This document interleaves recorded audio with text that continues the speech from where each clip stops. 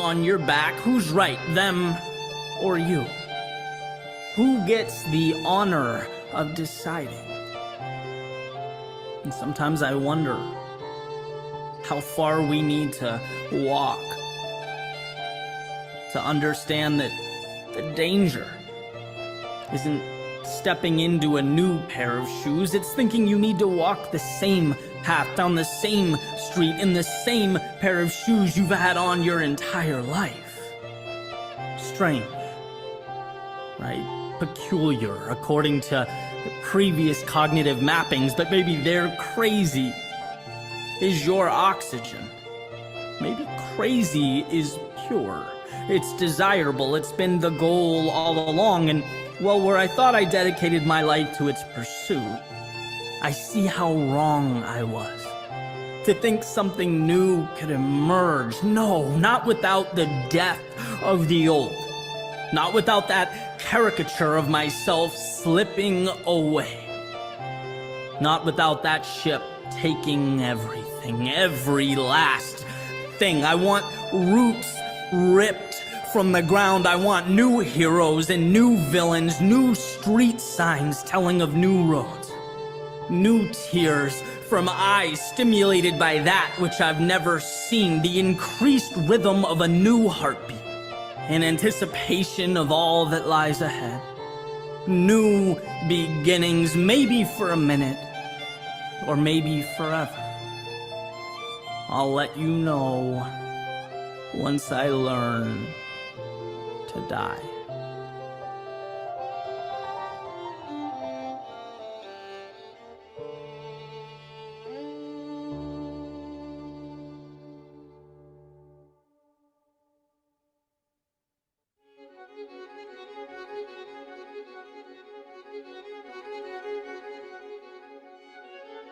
Greatness comes from humble beginnings, from grunt work.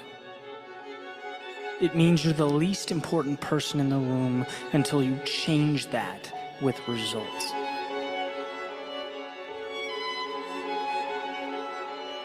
See, ego tells us that we need success now. It replaces action and progress with a false sense of reality. We fall to pretend stories and made-up visions of who we are, but they mean nothing. Talk means nothing. Even a child knows how to gossip and chatter. Anyone can do that. What's rare is silence. The ability to deliberately keep yourself out of the conversation and subsist without its validation. Silence is moving forward and creating every single day. Ego is the enemy of what you want and what you have, of mastering a craft, of real creative insight. Because it takes what's most important and deems it insignificant. The struggle, the uncertainty, the doubt, the things that not only light the path to success, they are the very foundation success stands on. These things keep us humble. They make us students. They show us that the best never stop learning, because with certainty comes the death of creativity. As Richard Feynman states, you must not fool yourself, and you are the easiest person to fool. When you fall into the trap of seeing recognition as the goal or status as the finish line, you will fall short time and time again. Triumph lives in a purpose much larger than yourself, from a focus not on being but doing, on driving toward a target, revealing a simple question: are you doing what you set out to do? Are you willing to endure what most aren't? Put in the hours and hours that go unnoticed, the struggle that goes unrecognized, and the incremental progress that goes unseen. Are you willing to let go of ego and become the best possible version of yourself?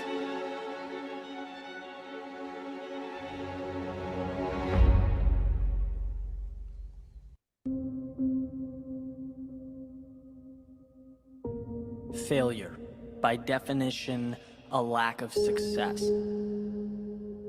The definition of success, the accomplishment of an aim or purpose. According to these very guidelines, failing is to be marching toward an end point and for one reason or another, not getting there. Is failure a possibility? Of course it is. There are no definites in life. But failure is also self-induced. It is not an outside occurrence. It's not a coin flip or an event that we helplessly watch unfold before us. It's not up to chance. Failure is a decision. The decision to end that same march that you once started. Just like putting on your shoes is a decision. Just like traveling or running or eating, these are decisions that we make. And when the word is all too frequently brought up in everyday conversation, what's evident is that there is a fundamental misunderstanding of what it means to quote-unquote fail.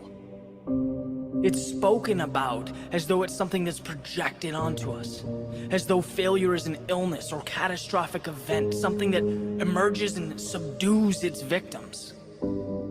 And speaking of it in such a way misdiagnoses the problem. It's easy to say, so-and-so started a business and it failed. So-and-so didn't make the team, so they failed. But there's more here. One does not fail until they take a step back, look at the situation, and say that it's no longer worth it anymore. You don't fail until the moment you raise the white flag and say, I cannot do this. Because if you're out there, if you're changing, adapting, stretching yourself and your abilities, if you're seeking help, mentors, learning, growing, embracing the struggle, being relentless in your effort, no one can bring that word into the conversation. It cannot exist. If you are moving forward, you are not failing. You cannot be working towards something and failing at the same time. It is impossible.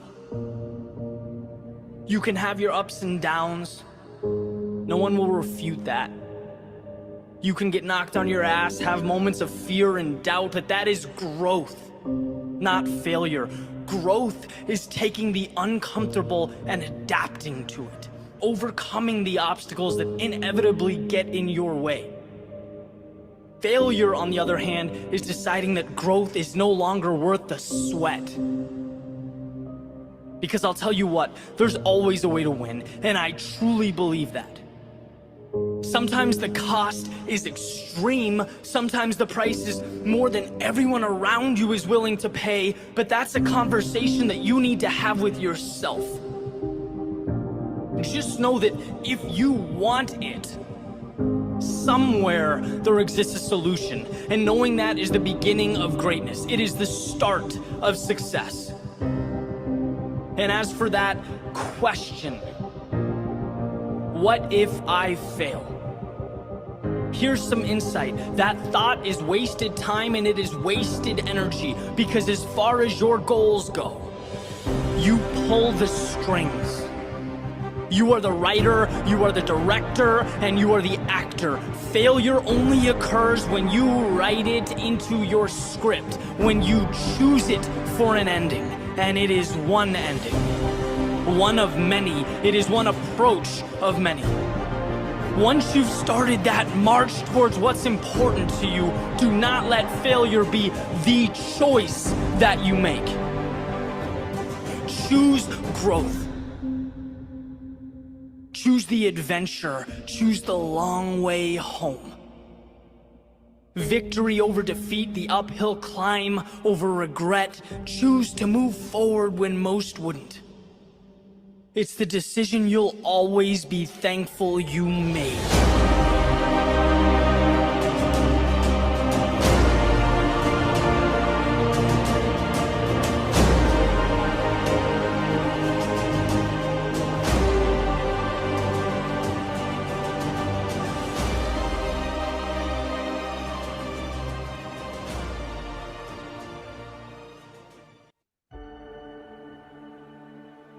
I once heard a metaphor that our existence is like standing behind a curtain with tears or holes, and reality becomes which holes we decide to look through when we're peering out at the world on the other side.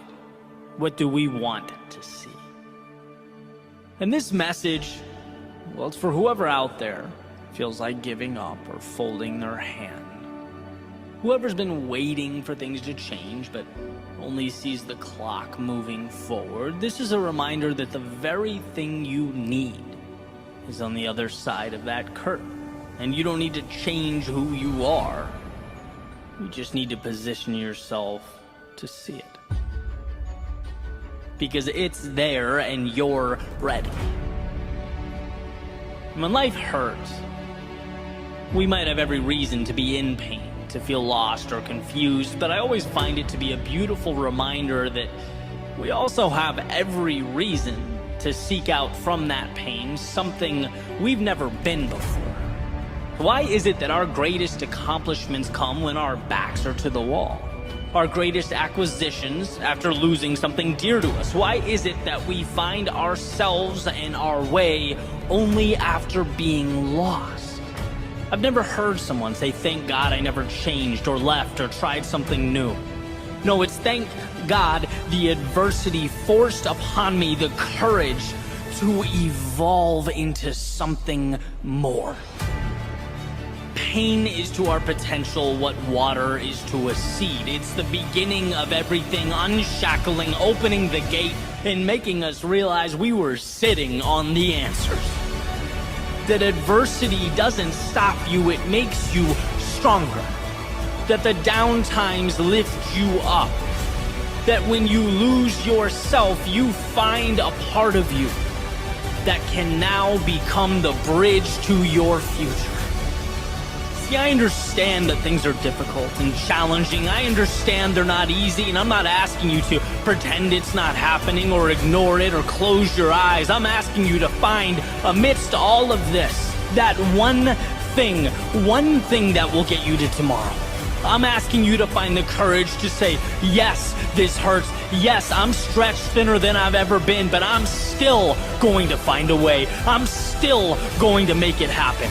Because at the end of the day, you won't remember what hurt or what stood in your way, but you'll remember what you did about it. You'll remember how you arranged those pieces. How when your instincts said run, you stopped and built something you'll never forget.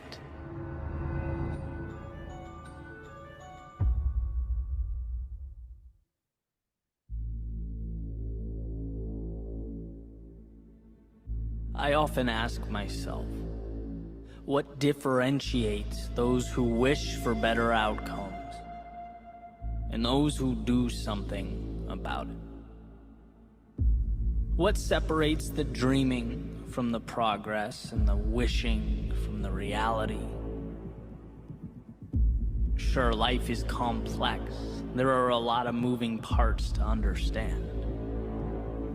But I think this element is simple. Those who build things in life are willing to not only see a reality that hasn't yet materialized, but they also understand that in a world of no, they have to be the yes. They have to believe in their ability to drive towards finish lines that no one else sees. See, meaning cannot come to fruition without that discomfort.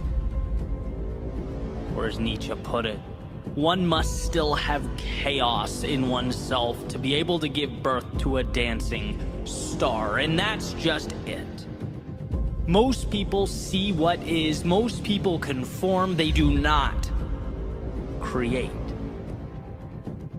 To change something means you have to be the metaphorical eagle amongst pigeons, flying above all that, everyone, everything else, superseding the limiting beliefs that shackle others to their one-dimensional realities. But most importantly, it means you can see. You can see what no one else can. You have line of sight to what no one else understands. See, in this world, No one walks up to you on the street, puts their arm around you and says, "Hey kid, that dream, follow that, because I can tell you're going to do big things." No one says, "Hey, that business idea, you're going to thrive next year, I know it. That relationship, it's going to happen. That level of fitness, oh, I can see it already." Nope. People see what's right in front of them. And as it pertains to you and your world, your life, people are those pigeons. And so that leaves you with a choice. Do you accept that? Do you blend in, take the scraps you're allowed to consume, the crumbs laid out in front of you? Or do you step back and acknowledge that this is going to be tough, this is going to hurt, it's going to push me further as a person than I've ever been pushed? But you know what I get in return? That view. I get to live above the clouds with those who don't wait in line. No, they become the main attraction. They transform what is into what will be, because the world, it has a way of ensuring that we really want what we say we do. Greatness in any area of life is reserved for those willing to carry forward when most would turn back, to build a bridge to something greater when most people point out that your bridge is not connected to anything, that it's a waste of time, it's trivial, useless, irrational. Good. Changing your life in the world around you has to be irrational. Taking the status quo and shaking it, saying, "I'm going to alter this landscape," is irrational. But from irrationality comes the future. So when you feel like the world is against you, when you have an uphill battle to climb, when there are a million reasons for you to turn around, understand that this is nothing more than an indicator that you are right where you need to be, against the current, bringing something new to life. See, if it were easy, it would already exist. But changing your life, that makes you an architect of the unseen. So build on the days you want to build, on the days you don't build. When they understand, build. And when they assume you've altogether lost your mind, build. Sure, it's not easy, but it's worth it. And when tomorrow comes, and it looks a lot different from today, when you've grown, evolved, transformed, and you look back and don't even recognize the person you once were, that won't be because you listened to the chirping of the doubters and the naysayers. It won't be because when strangers told you to give up, you packed your bags and went home. No, it will be because you rose above all that. They saw empty space and you saw a world undiscovered. They saw your head in the clouds while you built those castles in the air. You were always on a trajectory to something greater. You didn't need to convince them. You needed to convince yourself. To unlock the shackles and take to the sky, leave everything that once held you down behind. This isn't about anyone else. It's about the conversation between you and the horizon that awaits.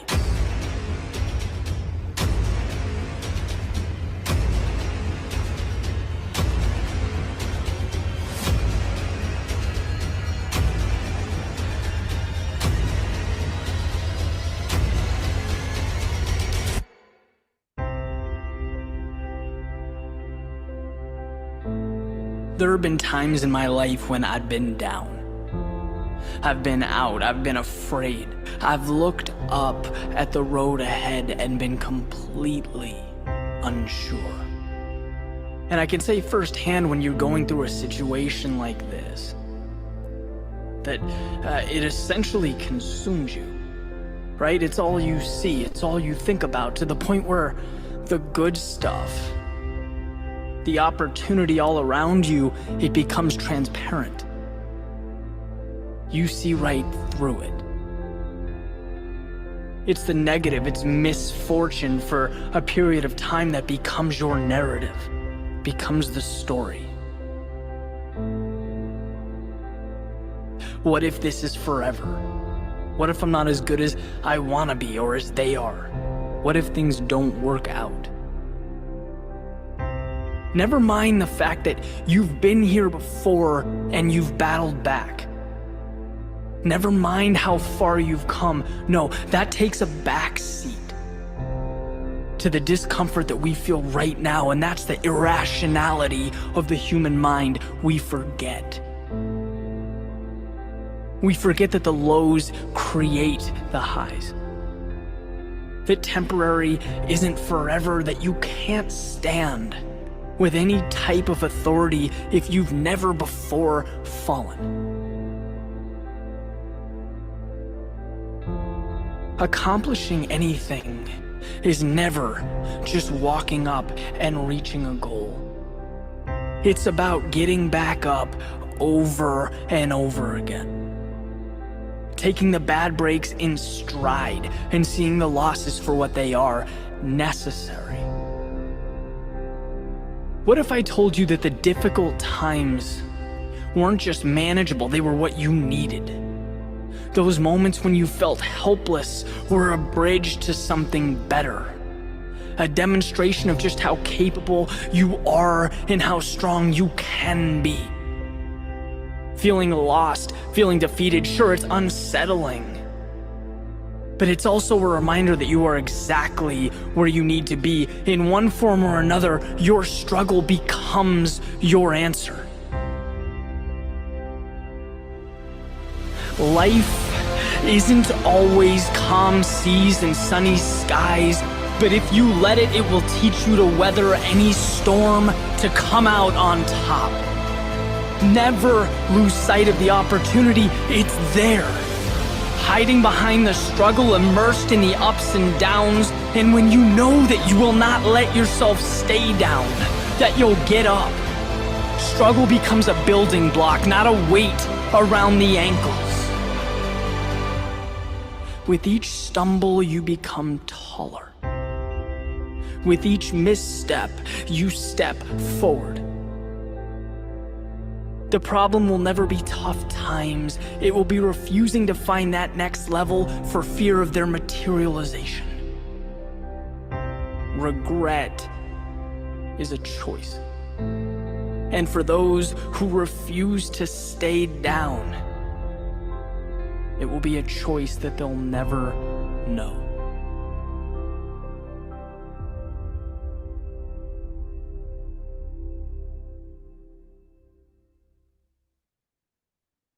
Hello to all of you. Well, regret is the choice that for those who refuse to stay down, they'll never know. Pretty cool way to start off. If you think about it, we're going to be talking a lot about psychology, and I really do enjoy Eddie Perino's videos. I watch them most days. So we're on to the third webinar in our 7-webinar series. And what we basically decided to do is to go through all of the different core areas so that you've got some really, really valuable information. Different areas. We started with James Painter and all about currency and market forecasts and the stock market and commodities. Then last week we went on to Anthony from Calio Capital, and there was the 6 pillars to wealth. And today I'm very excited to be going to Bianca and talking about the psychology of wealth and the Enneagram and everything in between. But before we get on to Bianca, I just want to give you a little bit of lowdown and a rundown to kind of get us started. So where is everyone? Where are you coming from? Always nice to see so many people in the room.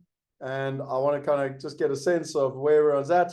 We've got a lovely presentation. Just by the way, Bianca and her partner Corin gave this presentation to our mastermind members. So I've got a bit of a sneak preview of what you're in for. And it's super exciting. So know thyself and how to make decisions about investing is critical to your success. So we've got Portugal, Cape Town, Durban, London, Cape Town. What else we got? Sedgefield, you're close to me. Plet, you're close to me. Netherlands. Okay, let's rock and roll. So I always start with this question: what would it mean to you in 12 months or less to be earning $5,000, at least $5,000 passive income without any hassle or complexity? You know, what would that mean to you?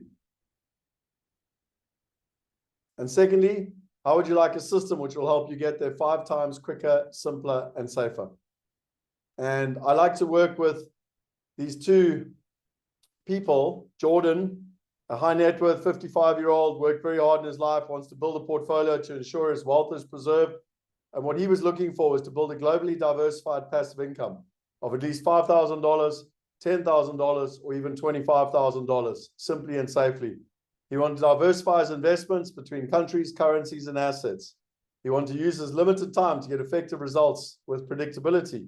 He wanted to save decades of frustration and millions of dollars to get the right knowledge for him and his family. He wanted wealth protection, a plan B, and peace of mind. He wanted to be held accountable with an accountability partner to get results. He wanted to have a family office and help him manage all his financial affairs. He wanted to create generational wealth for his family. He wanted to have a fully executed wealth plan, investor strategy sheet, and he wanted to get results. So who resonates with Jordan? Just type in there Jordan or me if that resonates with you. What about Victoria, an entrepreneur in her 50s devoted to her family and business, aiming to build generational wealth?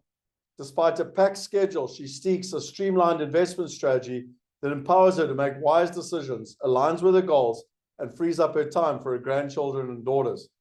She wants to understand the investment landscape so she feels empowered to make the right decisions for herself and her family. And Victoria focuses on achieving financial freedom to cherish more moments with her loved ones. Now, both of them achieved this, and we believe a lot in living a life unlimited through Diversification 5.0. And so, if you are interested to join our challenge, our next challenge is in July. Effectively, it runs for 5 days, and it's the one that has the most substance and depth for people to actually be able to walk away and to unlock the secrets of wealth through strategic diversification. So it's, you know, we've had phenomenal feedback from this. We've now done 4 challenges, and this will be our 5th one. So you can literally go along and sign up for that. It's at the end of July. We've also got a masterclass next week, which is really exciting. We've got 4 different authorities. I never like the word experts, 4 different authorities from 4 different continents. So we've got America, we've got Europe, we've got Africa, and we've got Asia. We've got Judd, that specializes in industrial, commercial property or real estate in America. We've got Garth Wellman, the CEO of Callio Capital, which runs a family office and ultimately helps, you know, some of the wealthiest families invest around the world. We've got Anthony NG, which is coming out of Hong Kong, and he specializes in data centers, both in Southeast Asia, specifically in Malaysia, Japan, and Singapore, and in America. And then there's me, I'm the facilitator, and there's one more, and I know his name's not up there because we didn't have a picture of him, but his name is Peter Katz, and he's does Encore. He pretty much ran Redefine's property portfolio in Europe for a long time, and he does mixed-use German real estate, income-producing German real estate. So we're getting a full view of what's happening in the world, and I'm really, really looking forward to this next week. So go along and sign up if you're interested in this next webinar series. We will have a Q&A at the end.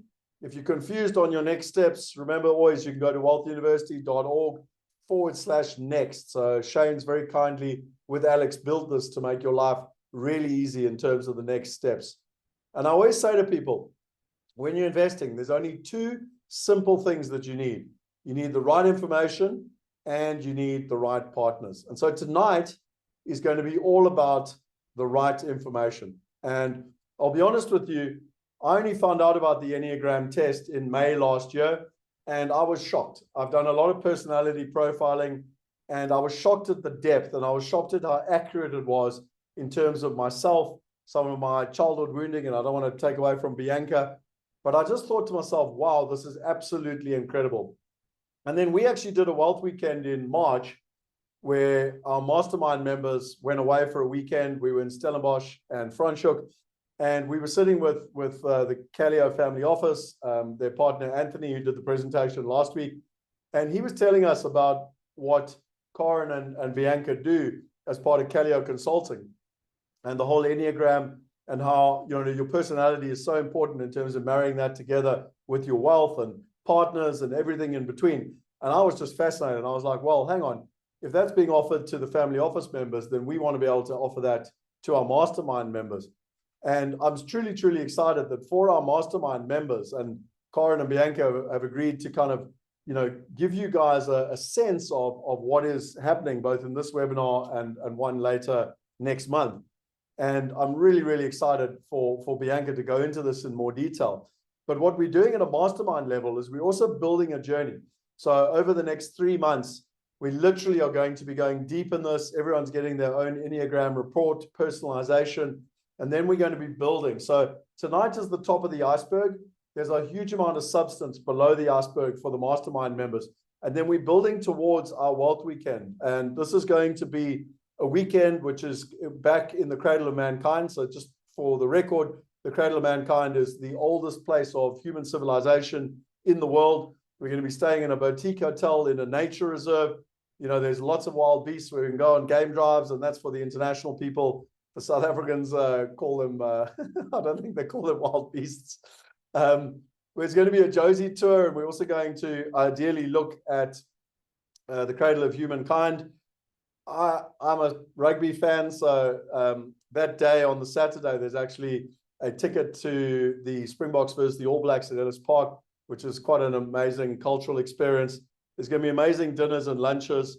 And ultimately, it's going to be about learning and personalizing your investor Enneagram in terms of this whole.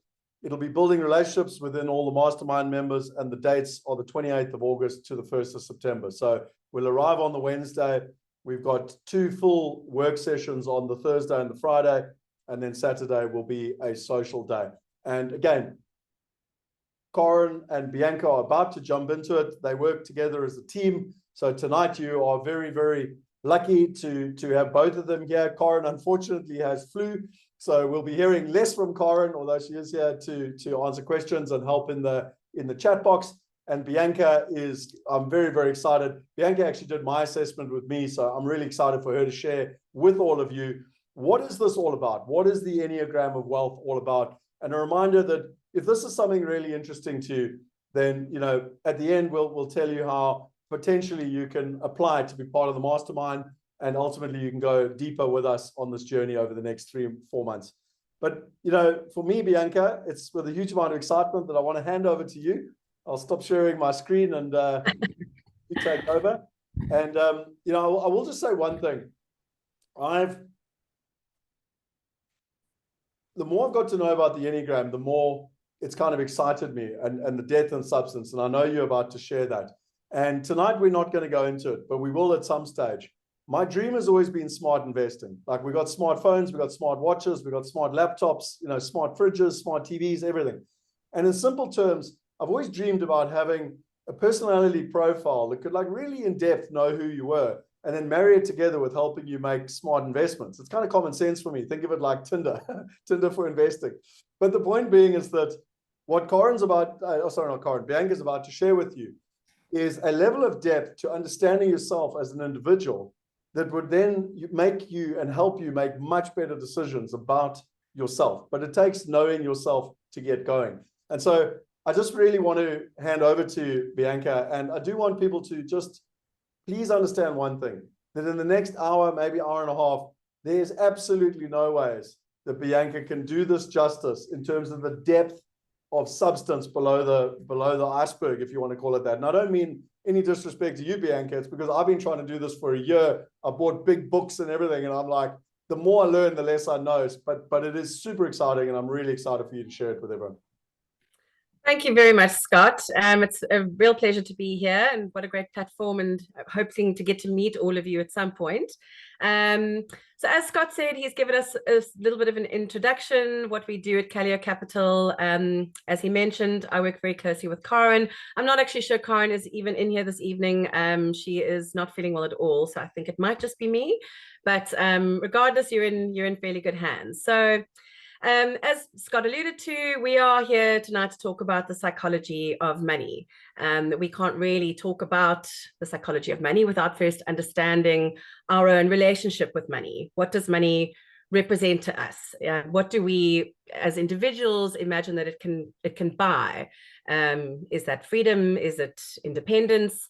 Is it security, safety, love even? We all have our own individual relationships with money. And I think, one of the most powerful tools in understanding your worldview, your interaction with the environment around you, your motivations, your behaviors, the decisions you make, both extrinsic and intrinsic motivators, is the system that we call the Enneagram. And it's for that very reason that we've chosen to discuss it this evening and talk about, in particular, the Enneagram and wealth, how our own behaviors, fears, our motivations, how that affects our relationship with money, and ultimately the decisions that we make around money. So I'd be interested to get an idea from everybody. Does anybody know about the Enneagram? Anybody put your hand up or just leave a message in the comments. It's always nice to know if there's somebody coming with a bit of background. I'll help you. So we got a couple of yeses. I've got 3 yeses so far. Yes, because I yes, there we go.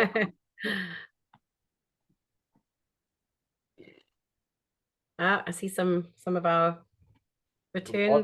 The mastermind members are saying yes. Our mastermind members are stepping in. Okay, no, not much, no idea. Lovely. Okay, so can I ask one question before we keep going? So for all those people that have done the mastermind, not you, I'm talking about everyone else, but a lot of people have done the Enneagram. It's quite a big thing all over the world. But how many of them have done the Enneagram and married it together with wealth? Honestly, Scott, I think we are breaking ground here a little bit. I don't think that it's been done. It's a very exciting new subject, that we've been chatting about a lot. So I do feel like we are on the helm of something quite special here. I mean, it's a huge influencing factor. It has to be. Okay, so we've got some more no's. Okay, lovely answers. Thank you. Nope, we came at it from a spirituality angle. Okay. So let me give you a little bit of a background then in terms of what the Enneagram is. The Enneagram is a system, a framework that we base our 9 core sort of personalities that we believe exist in a framework that encapsulate our emotions, our behaviors, our fears. Our Enneagram number is actually something that we choose quite early on in life, usually around the age of sort of 4 and 5. When we start to realize that we are no longer part of our parents, that we are out in this big wide world on our own, that we now have to understand the world around us and understand what makes us feel safe in the world around us. So, our number is what we choose to protect ourselves. It's what we did as a young child or in those formative years that made us or ensured that we received all the good things, the love, the attention, the safety, the acceptance that you want from your family environment. And we've all heard of nurture versus nature. This is very much about nurture. We often say that when we look at a profile like Scott showed you shortly, not too long ago, it's a little bit like looking at a birth certificate. You get a snapshot immediately of where that person is right then and there in their life. Which of their energies are dominant? What energies are they putting out into the world? What is the relationship between their head, their heart, and their mind? How are they making decisions based on what fears and what behaviors? Where do those emanate from? What is the childhood wounding, as Scott said a little bit earlier? The Enneagram is your formation of your egoic identity, how we want to be seen in the world. And from a young age, we start playing with these behaviors and, seeing what the reception is, what reactions we get. And slowly but surely, these become habitual and they become patterns and repetitions, some of which serve us in life and some of which are known as more of a shadow side. And those are the areas we look at, where we want to do our personal growth, is what is the shadow side that's emanated from these repeated patterns that get us nowhere in life. So it's a lovely opportunity to kind of take a step back. And as we said in the mastermind last week, just sort of stand on the balcony and have a look over, have a bird's eye view and a snapshot of yourself. How are you coming across to the world? How are you being portrayed? What energies are pulling through? What energies should you dial up on? What energies should you dial down on? Just to kind of, it gives you a snapshot of where you are right now. So it's a lovely sort of I guess a nice way of looking at it that I like to look at it is a sort of a map of human behavior. It's a, an archetypal personality model that offers great insight into the individuals, sort of their habits and their default patterns, as I said a little bit earlier, how we make decisions, how we internalize information, how do we engage with the world, and of course, how do we make financial decisions. So that's a sort of the synopsis of the Enneagram itself. I know it's a lot of information. As Scott says, we can talk, all evening. But yeah, please stop me, Scott. I just want to say one thing. There's a number of our mastermind members on, and I know it was your big concern when we spoke one-to-one about this. Oh, what happens if I repeat stuff? And I was like, 100% are going to repeat stuff, because the mastermind members have the privilege of doing this over the next 4 months and going really deep into it. So the mastermind members that are here, you will see stuff that's repeated from last week. But repetition is the mother of skill. And what I've learned is that when I see something for the first time, often I think I know it, and then I see it a second time and I reinforce it. So just an awareness for our mastermind members as and then why I'm doing it for our whole community. Again, the mastermind members are going to go very deep in this, but for everyone, we thought this was a unique opportunity we'd like to share at a high level for them. Thank you. Yes, absolutely. God. Okay, so has anybody got any questions at this point? I know it's a lot of information in a very short amount of time. But just the idea of, I think often when people think of the Enneagram, or when they first hear about the Enneagram, they kind of think, oh, it's another personality test. We've all done these various tests online, and you get your result, and they talk about what you're good at and what you're bad at, and where the positives lie, where the negatives lie, and there's absolutely a space for those tests in the world. But what makes the Enneagram itself unique is it's done, as they all are, as an online assessment. But what's unique about the Enneagram is it doesn't just look at your strengths and weaknesses and where you thrive and what you need to work on. It actually is dialing right back to your formative years, looking at, as I said, our behaviors, our core fears, our motivations, what's driving us, what's making us behave the way we do. It's the why of who we are, what's making us react to conflict the way we do, make certain decisions, act the way we do socially or internally. It's a lovely sort of window and lens into our human layers and what makes us who we are. So as I said, are there at this point any questions before I sort of launch forward?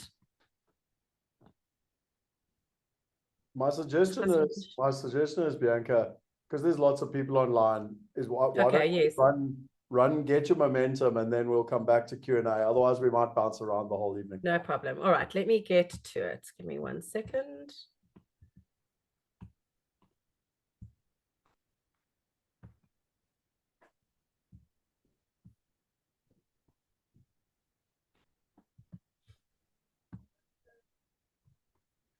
Okay, can everybody see my screen? Yes. Okay, great. So, as I said earlier, the Enneagram, depending on which way you look at it, it's a symbol, it's a dynamic map, a framework, an archetypal model that we base these reoccurring systems and patterns on. It's how our personalities are interconnected. So when we look at this diagram in particular, we've got our numbers 1 to 9, and each of these numbers, I like to sort of look at it as representing an energy. You saw in Scott's profile a little bit earlier that certain numbers were highlighted. There were certain lines to other numbers. Those are all the energies that are pulling through in terms of his behavioral pattern, his habits, his defense mechanisms, his patterns of thoughts, behaviors, blind spots, all the things that make up these 9 personalities and 9 different types, so to speak. Okay, where does it come from? I mean, the Enneagram itself dates back about 4,000 years ago, used primarily in architecture. The Enneagram is built around the concept of balance and reinforcement. It's a structure, it's a model on which we can build, and I mean, basically impossible to knock down when you look at the structure itself. But it's a structure on which a lot of things in history are based. I'm not going to go into the history too much, Scott, if you don't mind, because that's more Karen's sort of wheelhouse than it is mine, and I don't want to confuse everybody. But effectively, it was used, by the Egyptians. It dates back to ancient Greece, ancient Roman symbols, you know, everything from the Sufi religions, Judaism, Christianity, you'll find this symbol reoccurring in various formats throughout history.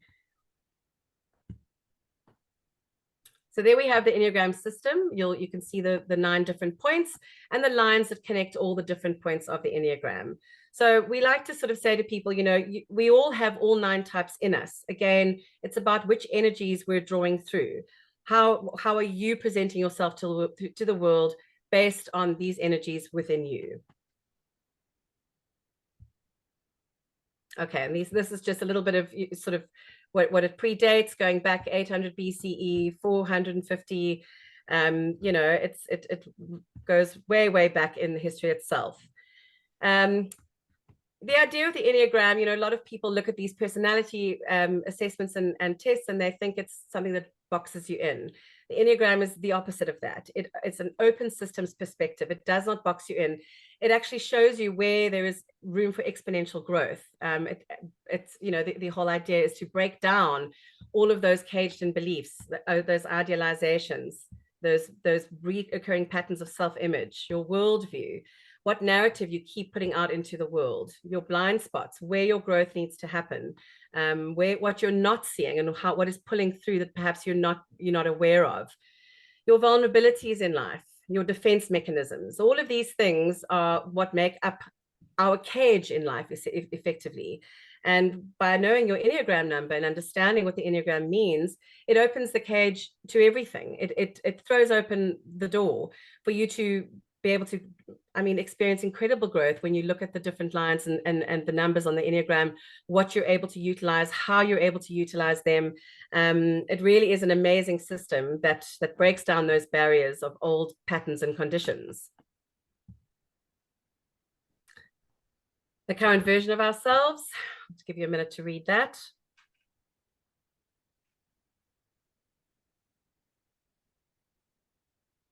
So we're born as a whole. You know, we grow into our teens, we develop our defense mechanisms to deal with the world around us.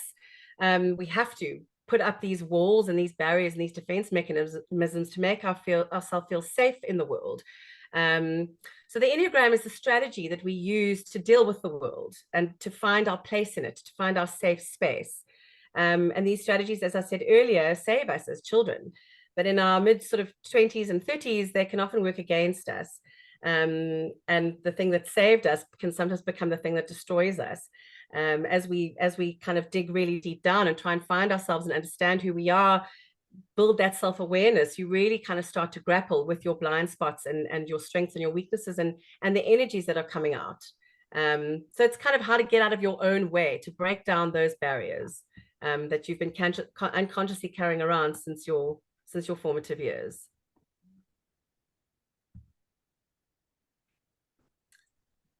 To create our future self, the first step is always to become conscious. As Carl Jung, one of the grandfathers of the Enneagram, said, to be present and to witness the current versions of ourselves without judgment, to accept ourselves as who we are. We are enough.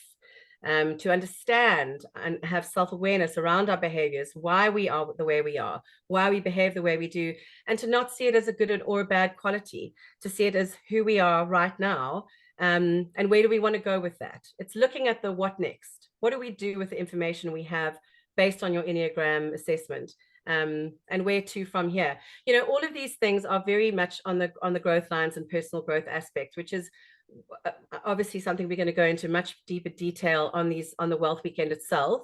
So I'm really just touching on all of these things for now, because this drills deeper and deeper and deeper as we go. But this is also so important though, Bianca, because most of us make investing from an unconscious perspective. And something I find fascinating, which I've only learned recently, 95% of our decisions are made from our subconscious mind and only 5% from our conscious mind. And what you're going now and going deep into is what is our subconscious programming, et cetera, et cetera. So, you know, and that's all decisions, but you know, we here to talk investing and finances and wealth, et cetera. And so the more you go into the space and the more you understand yourself, not only can it help you in all areas of your life, but it can also help you in your financial wealth space. And I love this saying because you know, most of us, when it comes to investing in money, are literally unconscious. Like we don't even know what we don't know. Okay. And the whole focus of what we're trying to do here, people are like, oh, Scott, you've gone woo-woo now. Like you're off with the Enneagram people. And I'm like, no. You need to understand the psychology of how you make decisions if you want to achieve your ultimate objective, you know? Yeah, absolutely that. So the Enneagram is very much about self-awareness, conscious living, you know, understanding yourself and how you react and engage with the world around you. And as Scott says, very much a lot of that hangs on how we deal with finances. So this is a really important sort of, you know, slide for me. I think, you know, particularly if we're looking at finances and money and how money makes us feel and what resonates with us. You know, how would money make you feel the opposite of this? These are all childhood triggers. So as a pattern will continue to reoccur in our lives, whatever our particular wound might be. And money could very much represent a way to overcome one of these. It's a form of protection that makes us feel safe, and it protects us against that which makes us feel unsafe. So, you know, take a moment to read over those and kind of see which one resonates with you, and how does money change that? How does money sort of mitigate that feeling of being unsafe? I think this was a very interesting sort of portion that we looked at when we were looking at the Enneagram and money, because this ultimately is the driver behind our behaviors and our fears.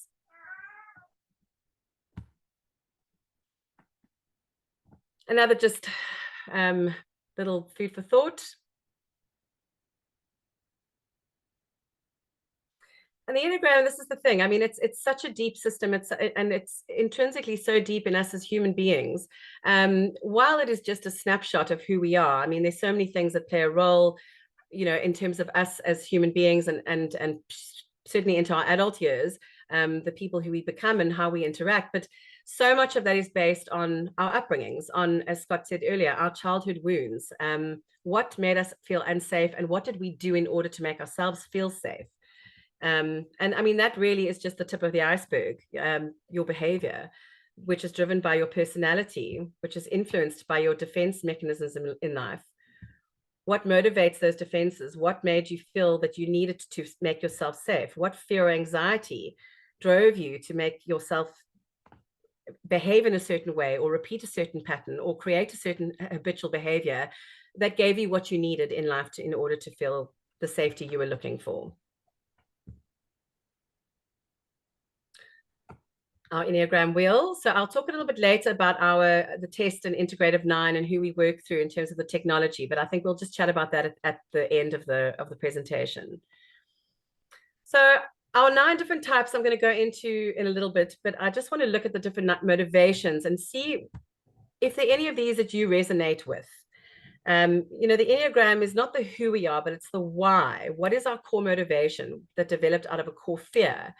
So maybe just take a moment to have a look at these, and do any of those resonate with you in particular? Were you raised in a household where you had to keep the balance and the harmony and the peace in the household all the time? Were you raised that you knew you were going to get praise and love and attention if you always did the right thing, and you were always good and pure and righteous and followed the rules? You know, were you raised to feel like you had to do everything for everybody and give of yourself and self-sacrifice and dole out all the love in order to be appreciated and noticed? So you get the idea. Have a look at those and see if any of those kind of sit with you, because as we go through the next couple of slides, I think you'll start to make those connections. We can also get these slides through to you at the end. Scott can send them out. So again, Goethe, which was one of the, sorry, Scott?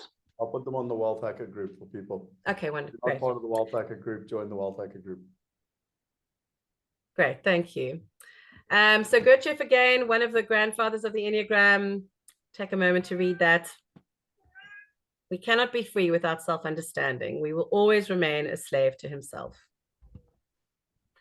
So when in, you know, our personalities, we are like machines. We get caught up in our default settings in order to survive. We sort of sleepwalk through life. And, you know, Buddha was the one who, when asked, "Who are you?" he answered, "I am awake." So we need to try and move beyond our mechanical level and become aware of our functioning, aware of our impact on the world, aware of the energies we're putting out. How is that affecting other people around us?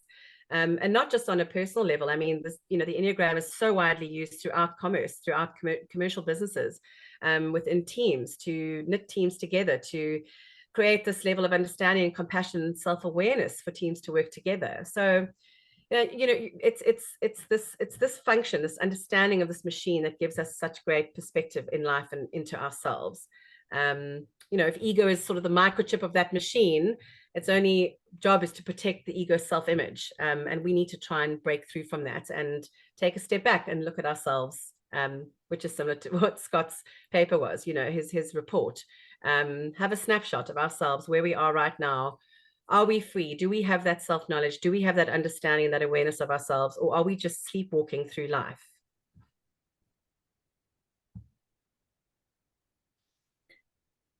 These are our sort of 9 different personalities. We're going to be walking you through all of them, but we generally have 3 centers, which is, again, something we'll go into closer to the time on this journey towards our wealth weekend. So I'm not going to sort of drill down into the 3 centers for now.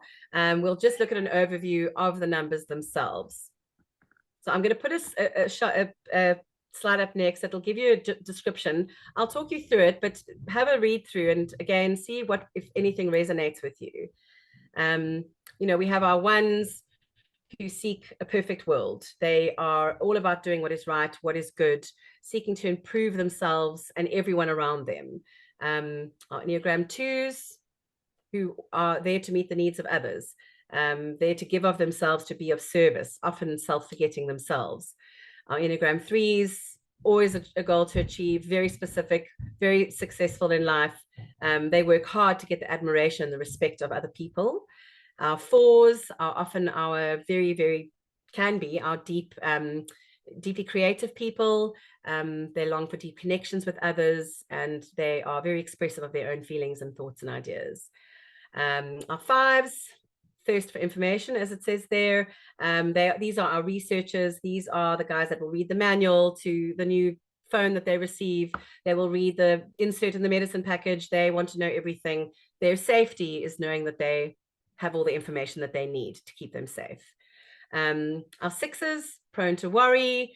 They can often be the doomsayers, the what happens, what's the worst thing that could happen, what if, important people in the world.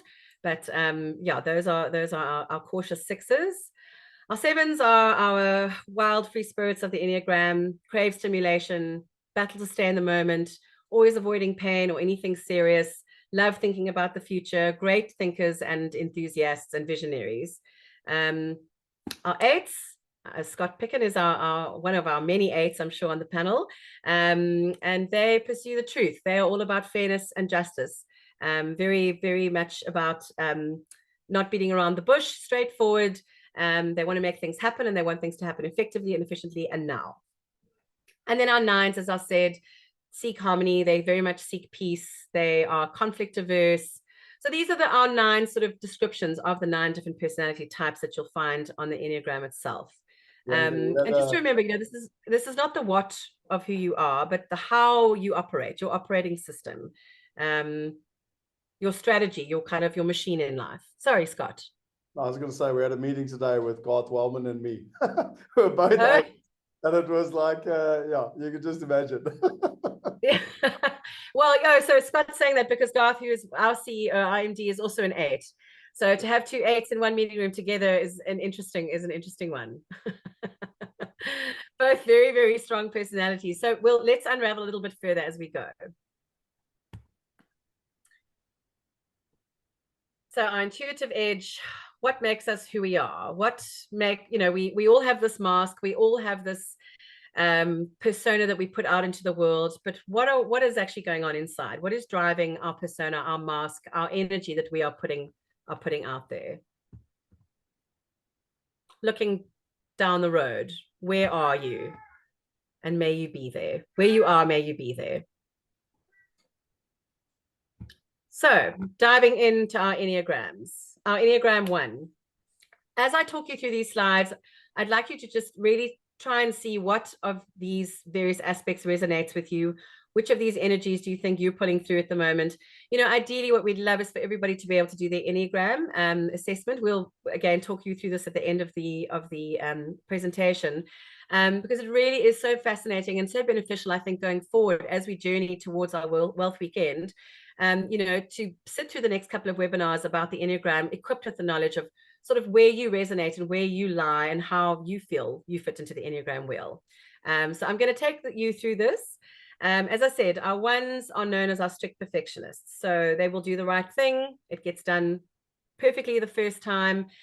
We often say that our ones have got this sort of inner committee of critics that they just cannot fight. This constant self-criticism, high pressure on themselves. They are a strict, well-oiled, well-working machine.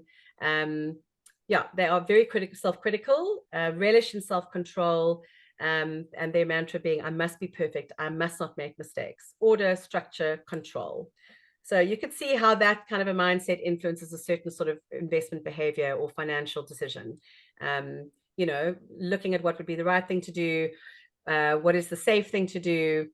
I won't go too deeply into that, but those are our Enneagram ones. Their mission in life, to fix them. To see things that need to be fixed before anyone else does.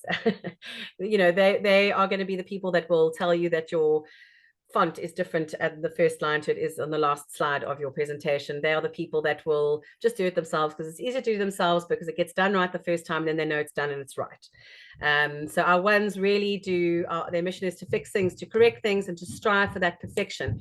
And as I said, that's perfection, that constant striving for perfection is often reflected in themselves. They can be very, very self-critical and hard on themselves.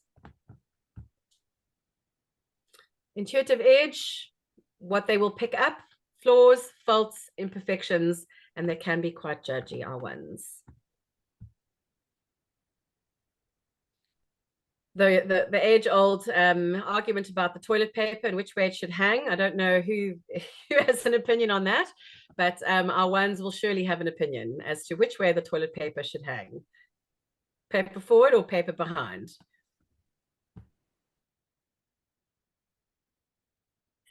So the Enneagram 2 is all about the yes. They are all about generosity, taking care of others. They are the people at a party that are running around filling up the drinks, that are making sure the snacks are charged, making sure everybody's happy. What can they do? They are very much of service people. They come across as warm and friendly and caring. But because they have this need, and again, looking back to our childhood wounds, where did that come from? Where did this notion that I need to give so much of myself in order to get love and attention and affection come from? What did that look like from a home perspective and a home environment? But that, as an adult, can often translate into them self-forgetting, self-sacrifice, putting everybody else before themselves. Can also be known as people pleasers. And one of their sort of big lessons in life as a 2 is to learn that you can't pour from an empty cup. Look after yourself, recharge yourself, and then you'll be of service to others. But these are definitely our givers, our carers, always worried about what everybody else is doing and what everybody else needs. Often the sort of the notion with a 2 is to give to get. They are one of the most generous numbers of the Enneagram, and they will bestow anything you need, whatever it is you might need, but they are not necessarily doing it for nothing. It's often for the recognition, for the thank you. So that's why we sometimes say our 2s can give to get. It's that need to be liked, that need to be appreciated. And sometimes with our 2s, if they don't get the appreciation they want, they can get quite upset when they don't get recognized for whatever good deed it is that they did or whatever they helped with. So those are our lovely 2s. Their mission: to help, to support, and to be needed. And they can pick up at the drop of a hat people in need, people in distress, opportunities to help, and their worst thing is to not be included and to not be needed. Karen is an Enneagram 2, and I always joke with her about her favorite place in the world being the airport, because you have a whole lot of people at the airport that either don't speak English or are lost or need help, and she will be the first person there to go and assist and to find out what that person needs, and are you lost, and do you need help, and what can I do? And often not solicited or asked for, but Karen will be there as with her two to help no matter what the situation. Our Enneagram 3s, our competitive achievers. These are the to be worthy, I need to add value people. These are the I must shine, I must have a medal, I must succeed, I must achieve. They are ambitious, they are driven, they are our sales managers, they are our guys that get to the top. They invented marketing. They are, there's no such thing as too much work. There's no such thing as overworking yourself. Often prone to being burnt out in life. They are busy, as I say, they're competitive, task-oriented, but often very prone to burnout because they are constantly having to show up as the shiniest and as the best. And these are the kids that, excelled at school and won all the swim team trophies and did all the things and had all the photos and got all the accolades and all the attention from being wonderful, from from outshining the rest, from being at the top of their game, which again pulls through that competitive streak, that competitive edge as an adult, drives them absolutely to be the very, very best that they can be. And for them, I mean, their growth point is to be able to slow down, pump the brakes a little bit, be grateful for what you have now. How do we be present? How do we be in the moment now? So our 2s, their mission, to complete the task, to appear successful, and to maximize efficiencies, always being at the top of the game. You can see our guy with his medal around his neck. Intuitive edge, inefficiencies, they will pick up any work that needs to be finished, any intimations of failure. Failure is a non-negotiable. It is not an option for our 3s. And very much on the competitive edge, very always up for competition. Classic quote for our Enneagram 3. Enneagram 4. So these are our, as we call them, the intense creatives. Their purpose in life is to show up fully. They express everything, they feel everything. They are often, as I said earlier, your creatives, your artists, your singers, songwriters. They see the beauty in the world that we don't see. They have an intense love of anything beautiful, be that a physical thing or, as I said, a song, a feeling, a moment. They are there to receive it and to make the most of it. This also runs very deep in terms of feelings. They, as it says, they must go deep. They love to be in connected, deep relationships, deep connected conversations. They are their feelings. They want to feel what they feel. The situation is bigger in emotion than the actual situation is often. But the intensity in life is what is so beautiful about our Enneagram 4s. They feel everything. So their mission, to feel for the world, hugely compassionate and empathetic people, to add depth, to add and see the beauty, and to absolutely be seen as unique. There's nothing worse in life for a 4 than to be seen as ordinary or like the rest. The intuitive edge, what do they pick up on? Ugliness and dreariness, anything that is not authentic, any superficiality, God forbid being ordinary and inauthentic people. And a beautiful quote for our 4s.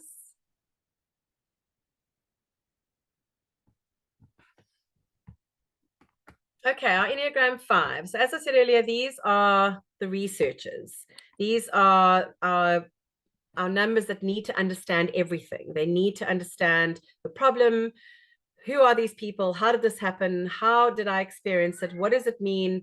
They can often be a little bit socially detached.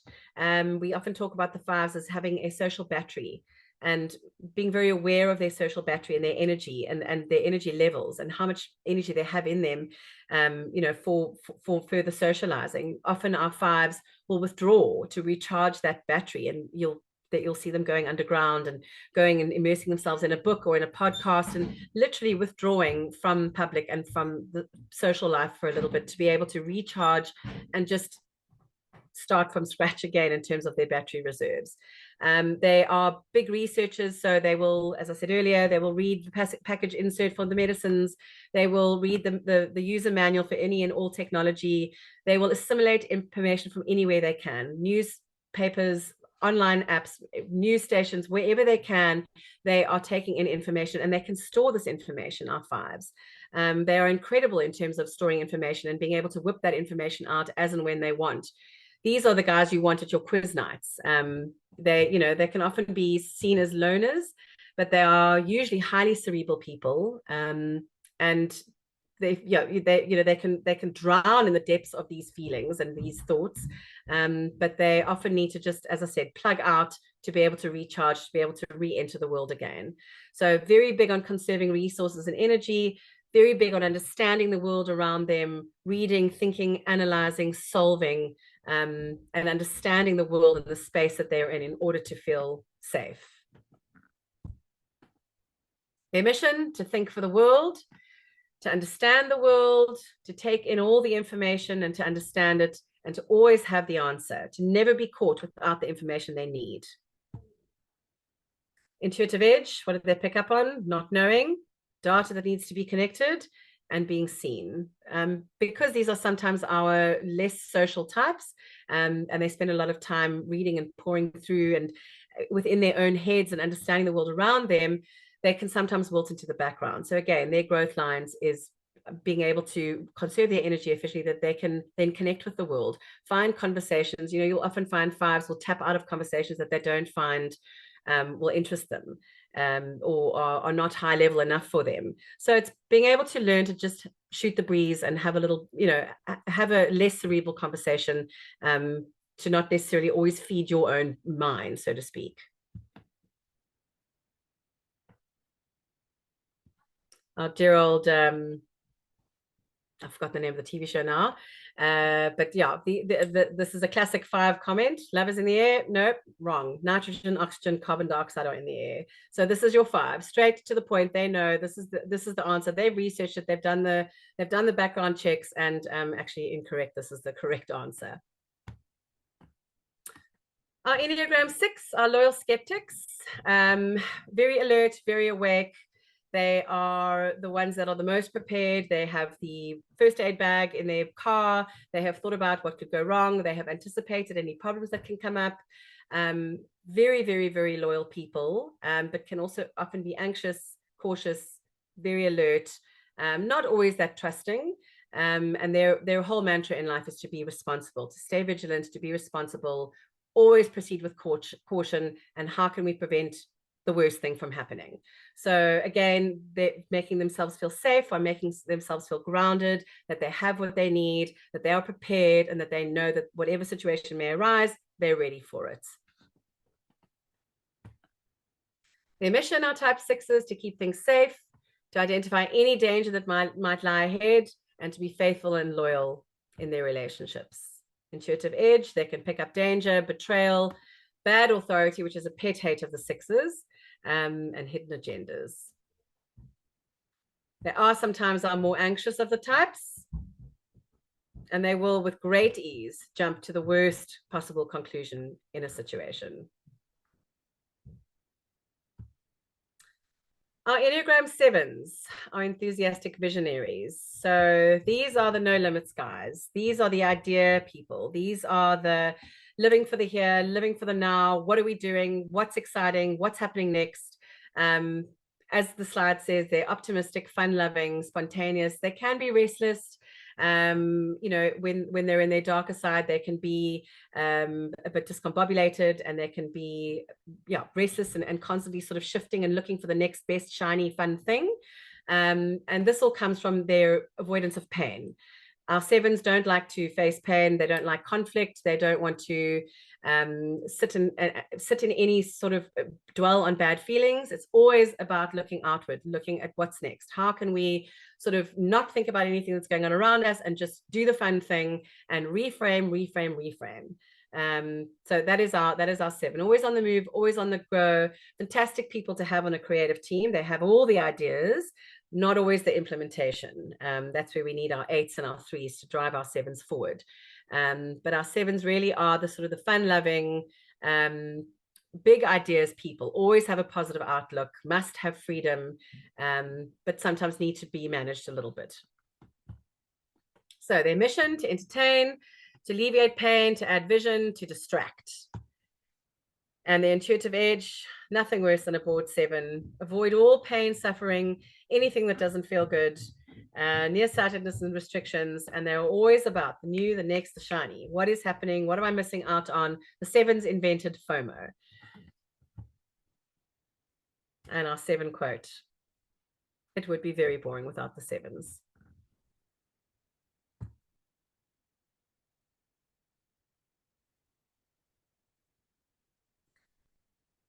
Okay, our Enneagram 8. So this is our dear Scott. Scott is an Enneagram 8. And as he mentioned earlier, so is our CEO, Garth. So these are what we know are known as the active controllers. So they take control. They take charge of a situation. They are fantastic leaders, very often quite difficult to work with on the team. They make amazing entrepreneurs. Not great in a corporate environment because they are known to be unmanageable, but because they have a vision and a mission and a way and a path, and they're doing it and they're going now, and are the rest of you following me or not? They are very straight and to the point. Their key motivation in life is to be in control, to be strong, to not look vulnerable. Vulnerability is seen as a huge weakness.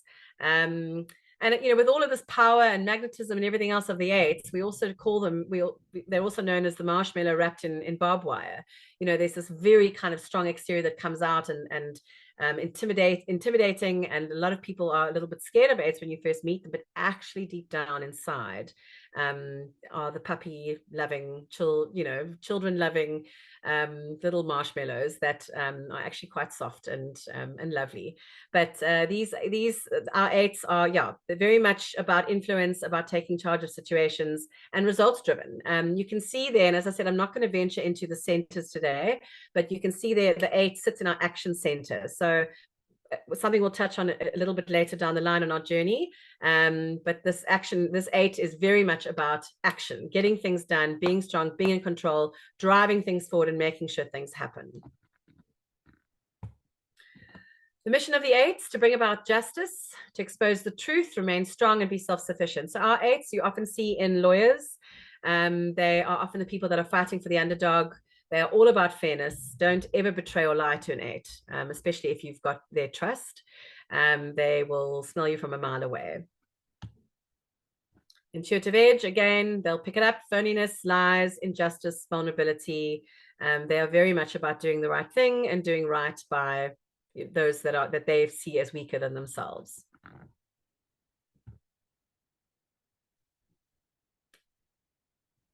Very much the mantra of the 8. You've got 3 choices in life: give up, give in, or give it all you got. And they usually opt for option 3.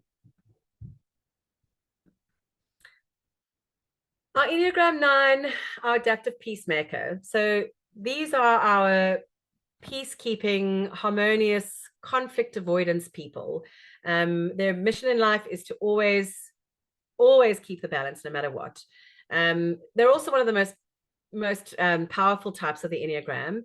They sit right there next to the 8, but the 9s are, we sometimes look at the 9 numbers as a bit of a journey. I didn't talk about it earlier, but we had Homer's The Odyssey that talks about Homer traveling home, and he has to travel through 9 islands. And on each of these islands, there is an obstacle or a battle or a lesson that he has to overcome or learn. And we like to look at it when you look at the Enneagram as the 9 being the final and last island that you're arriving at. You've kind of been through it all, you've done it all, you've learned the lessons. And our 9s kind of sit there and they just go, oh, everybody just get on. Can we all just chill out? Can we all just can there just be peace and harmony? So they are very conflict avoidant. They are very accepting and accommodating, often to their own detriment. Sometimes they can take on the worldviews and opinions of those around them just to quell any conflict that might be. They don't fall asleep to what's happening around them, but they're very much chill. These are the people who, if you ask them would they like this or that, they'll say, I don't mind, you choose. I don't mind what we do or where we go, you choose. They just want everybody to get on and to be in harmony, and for there to be balance and no turbulence or conflict. So their mission: to harmonize, to bring about peace, calm, neutrality, quiet. they are actually here to calm down the eights. To we call it narcotization with the nines. But they're those types that have, and we also say with the nines, they've kind of got all the types in them. So often we have our Enneagram nines will identify and say, but I identify with all of these things. I see myself in all of the numbers on the wheel. And that's often a marker that person might be a nine, because they are these sort of all-encompassing, harmonious number that sits at the top of the Enneagram and looks down at everybody else and kind of goes, what are you all fighting about? Let's just all be calm and get on. So very much avoidant of conflict, turmoil, any tension or pressure. Don't ask a nine to make a decision. That's something that could take a while, but they are very much averse to any sort of conflict or turmoil. They'll kind of lie down until the feeling passes.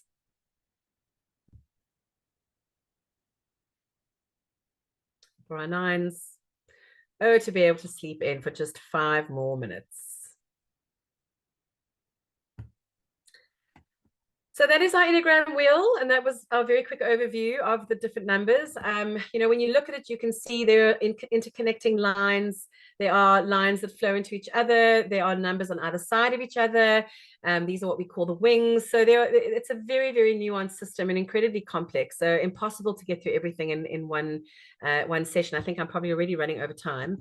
But this is all the content that we're going to unpack over the next couple of weeks as we lead up to that wealth weekend.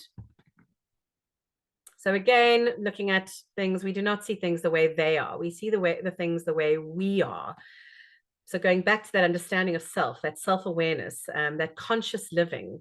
And I think I'm not sure what the exact date is, but Nick Liebman, who's from Calio Capital as well, one of our founders, he's going to be talking about conscious capital and how that all fits in and clicks in with yourself and your self-awareness.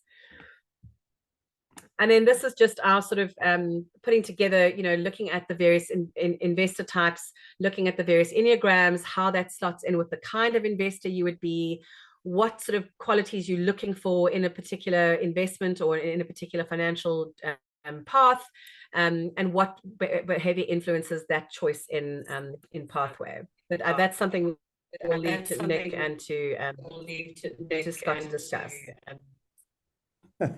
There we go. Gotta love technology. I ran downstairs and I'm now on Alex's laptop. Mine just decided to stop completely. Just bring up that slide that you had with the 9 profiles and the link to money investing. So I think the essence of tonight was to try to give people a backdrop of the 9 different profiles and what they mean. And the depth and where the marriage comes together between the Enneagram and wealth and investing is really this slide. And I quite enjoyed Corin's slide earlier with the picture of the iceberg, where you had the top of the iceberg above the water and then you had all the substance below it. And when I first spoke to Bianca, I said, Bianca, how long do you think you need? And she said, well, Scott, we normally do this in a minimum of a 2-day workshop. About 3 days. 60 to 90 minutes. And I was like, okay, we have a problem. So what we're trying to do is we're trying to do a justice where we are showing, to start off with the Enneagram, because most people haven't seen that, and then to kind of go to the next level. And it's this slide where the depth now comes in over the next, for the general community, we'll do another session in a couple of weeks' time. And for the mastermind members, we're going to go on this journey over the next 3 months. But if you look at me as an example, like I'm a number 8, the power investor, you can see there. So if you wouldn't mind just pointing to it, Corin, sorry, I can't. So to the 8, yeah, there. And you can see that, I need to look for things like truth and justice and strength. And then you can see the type of investing I should be looking at. So you can see, and I know it's small for everyone, but you can see the different types of investments that you should be looking at. And now you can start to see how your investment strategy gets aligned with your personality profile. And you're going to tend to do things that are going to be more aligned with yourself. Now, this is where the depth goes into it. And when we did the mastermind last week, I know that Bianca and Corin went quite a lot deeper into each number and what it means and the pros of let's call it an 8, and what I'm good at with regards to money, and then also what I'm bad at with regards to money. And I'm just using 8 because, as an 8, I only care about 8s, and the other 8 numbers don't count. Like every good 8? That's the horrible side of an 8. I'm just joking. No, there's no horrible side. But the point being is that, you went through all 9 of the profiles. And so in terms of at the high level, so not the mastermind level, with regards to our next webinar, how do you see in terms of it working for people so that they start to just get a high level understanding of this, basically? Because I mean, this slide is really where the power starts to come in. Firstly, people need to understand who they are. They need to understand what their personality and profile is. But ultimately, in terms of the psychology of wealth and the Enneagram of wealth, etc., it starts to get paramount once digging deeper into these different levels. Yeah, no, absolutely. And as I said in the beginning, it's difficult to talk about the psychology of money without sort of understanding your own relationship with money and with finances. What the decisions you're making, why are you making them, what's driving those decisions, what fears and motivations are sitting behind those behaviors and those decisions. So, for us, it's always a wonderful thing. I would encourage from our side to do your Enneagram. We work through, as I said earlier, integrative Enneagram, which is known as IEQ9. They are the most robust system out there in terms of doing your Enneagram assessment. They are who we work with, and who I think also the most credible practitioners work with as well. They are global. They are a South African-based company, and the system, as we would have it and would love it, is designed by a 5. So it's a highly technical online assessment system. I think in total, there are about 3,500 questions in the questionnaire itself. You obviously won't be answering all 3,500, but it works on an algorithm. So depending on what answer you give to a particular question, you get taken down a different pathway where eventually it hones you down and down and down, and it then discovers your tri-type. So what your core type is, along with your other 2 sort of most supporting energies that come through. So yes, I mean, to be able to walk this path and to really understand yourself, your relationship with money, ideally we'd like you to do your Enneagram, and how that looks from our side is to do the assessment online. You get your report. It's a lovely 23-page report. It's incredibly overwhelming, incredibly in-depth and complex. I think it's something that it really kind of cracks open a person's interest and piques your curiosity in terms of understanding yourself, and where to from here, and how do I grow, and how do I make better decisions? How do I make decisions that are more aligned with my own particular goals and motivations? How do I step out of the box? How do I stay within the boundaries that makes me feel safe? So I would absolutely say and encourage you to look. You can go online. There are hundreds and hundreds and hundreds of these online tests that you can take. But this is definitely the most robust. It's constantly updated. It's constantly being, changed and modified. So this is the one we work through. And I think Scott at the end will probably send everybody a bit of, a follow-up email with whatever relevant information and our contact details. You can then make contact if you'd like to do your test through us. Okay, Scott, do you want to speak? Okay. Yeah. No, sorry, I'm struggling slightly here. No. I just want to know if you wanted to speak anymore. I'm now operating on, if anyone has presented before, I'm now operating on Alex's laptop and trying to get the PDFs that I had on my laptop onto his laptop, whatever. Let me just share something here. I need to, if you can just stop sharing, Corin. Cool. Yeah, so I just want to share quickly. So this was a document that that Bianca and Corin, so I keep calling you Corin. No, it's Bianca and Corin and I kind of put together. And this was the whole essence of the Enneagram of wealth, and actually breaking it down into the modules. So you can see here, like pretty much as Bianca's outlined in terms of the intro, and then you've kind of got the whole, how does it start? And then what is the understanding of the Enneagram? So our whole logic tonight was to kind of solve pillar 1 and pillar 2, okay, in terms of the process. Then you've kind of got pillar 3, money, mindset, and beliefs, financial habits and patterns. Then pillar 5, legacy and family relationships. So one of the things that we have at a mastermind level that's such a challenge is not only knowing yourself, but also who are your partners.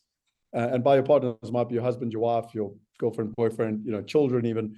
And it's like, how do those relationships work? And then that all ties into legacy. So you spoke about Nicholas, and one of the things that is a massive driver at the mastermind level is generational wealth. It's not only about making money for myself, but how do I pass it on to my children?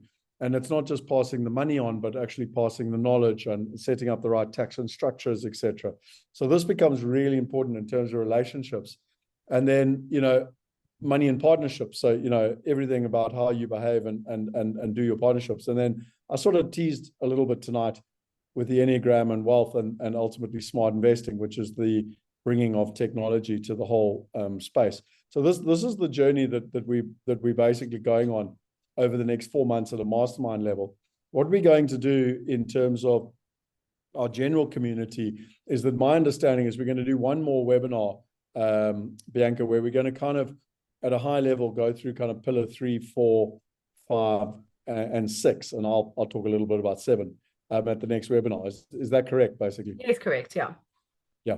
And then for the mastermind members, we're going to be, we over the next 3 months, we're actually going to be taking each one of these and going deep into them, and then culminating weekend where, again, what we've learned is that often it's very good to kind of do the theory up front and then get together with a group of, like-minded people. We did this at the last one in March, where Anthony's presentation, I mean, arguably it's a 45-minute presentation on the 6 pillars to wealth. And yet we spent 2 days going deep into each pillar and what it means and how do you actually make decisions about it. Because the knowledge is one thing, but applied knowledge is everything. You know what I mean? In terms of, how to access it. So any thoughts or comments, Bianca, in terms of how you see this? Because you ostensibly put this together in terms of this journey that people can expect. Because again, the differentiator here is that there's lots of people out there that are doing the Enneagram test. Anyone can go online and do the Enneagram and test. Like you said, there's, I don't know how many other tests out there. The one you recommend is the best because it's got the substance. But why is this different from doing it anywhere else in terms of this whole marriage together with not only Calio Consulting, with Calio Family Office, and so you're already within a massive wealth space. But why is this different for people, and what can they expect that will be different? Well, I think, our collaboration with Wealth Migrate, and the idea that this is a journey that people are embarking on. As we said in the beginning, the Enneagram and wealth is not really something that's been explored much to date. We kind of feel like we're breaking ground here a little bit because it's such an obvious marriage, to look at intrinsically what your relationship is with wealth and with money going forward. As Scott said, generationally, legacy wise, we're sort of cracking open a whole new system here. So I think, working together, the Calio Consulting family, the Calio Collective itself, comprises Calio Consulting, which is myself and Karen, coaching, business coaching, Enneagram. And then on the other side, which is the holding of the collective, is Calio Capital, who Wealth Migrate and Scott work very closely with. So, not only have you got access to us on the coaching side in terms of the Enneagram and looking at that pathway forward, you've also got access to Calio Capital, who's going to look at those products and investments and where that all ties in and how you can marry all of these entities together. And of course, that wealth, the wealth weekend that we're building up to. So I think what's lovely about this is the journey itself. It all ties in. It's going to be something we walk together. There's so much more unpacking to do and so much more information and content that we're going to be sharing. So I'm really looking forward to seeing how it all unfolds and sort of confluences together at the end. Awesome. Well, look, I deeply appreciate your time. And as you said, I'll share the slides with people on the Wealth Hacker group in terms of the process. What I'd like to do, and you're very welcome to stay, Bianca, but what I wanted to do for people that are interested is just give them an idea of kind of next steps if they wanted to come on the in-depth journey, in terms of the process. So I'm just going to share my screen here quickly. Boom, boom, boom. It's so bizarre. We're working off someone else's laptop. So again, it's just, something that I always say to people, there's a huge amount of depth and detail, and, often people feel overwhelmed by these things. And, we will do a quick Q&A session if people are interested. I did remind you at the beginning of Jordan, the typical type of person, that kind of has worked really hard for their money and now wants to protect it and ensure their wealth is preserved.